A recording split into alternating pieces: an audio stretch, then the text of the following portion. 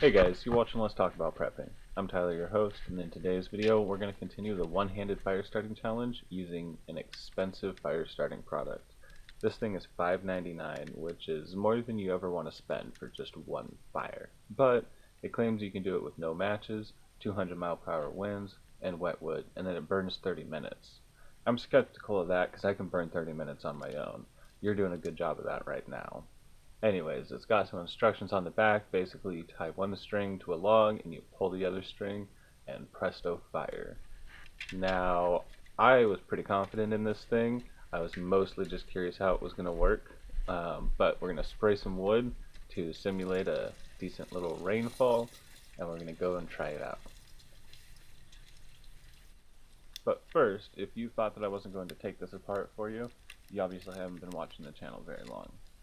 So we are just going to tear off the paper wrapping that covers what is inside of this, because I'm pretty confident that they build it and then wrap it, so I doubt that this paper is integral to the structure of this thing. Anyways, what's inside of it is what looks like a wax fuel block of some sort. I'm not really sure what is inside the wax, some chunks of wood or paper or something, I'm sure. But there is a small incendiary, like firework type device inside of there, and attached to the red string.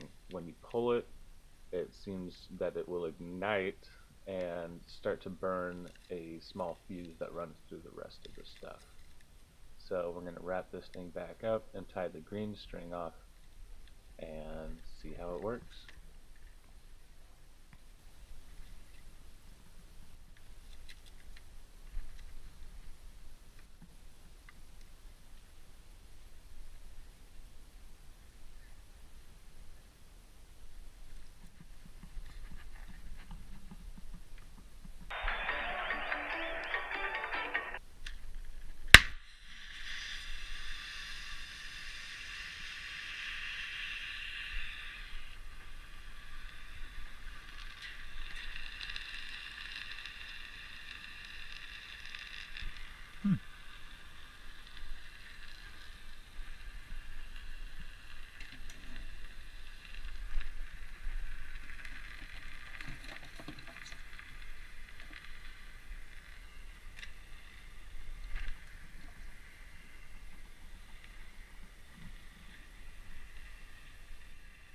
So as you can see, it starts off really well. It really seems like it's taking off. You can hear the little incendiary sizzling away in there, and you can see some bright red light. But right about now, you can tell that it's pretty much going out without having ignited the rest of the fire starter properly. I spent some time trying to blow on it, thinking maybe it does a slow cinder thing, but it's pretty obvious that it was supposed to ignite into flame at some point and didn't. I don't know if a drip of water fell on it or not, but it's a good thing that part of my bug out bag is a blowtorch. It got it started pretty well. Now most of the paper had burned, so I don't think that me having opened it really affected it that much, because the paper was only less than a centimeter away from its original position relative to the rest of the fire starter.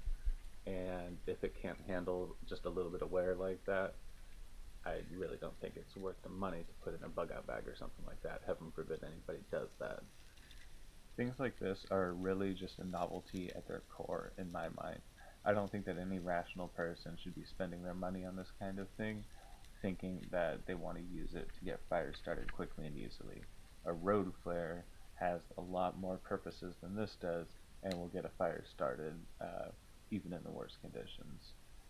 Personally, I'll be sticking with Medpic, my blowtorch, and maybe with the instant fire starter that I will be building that might be somewhat similar to these, but hopefully more reliable. Anyways, thanks for watching, guys. I hope it was interesting.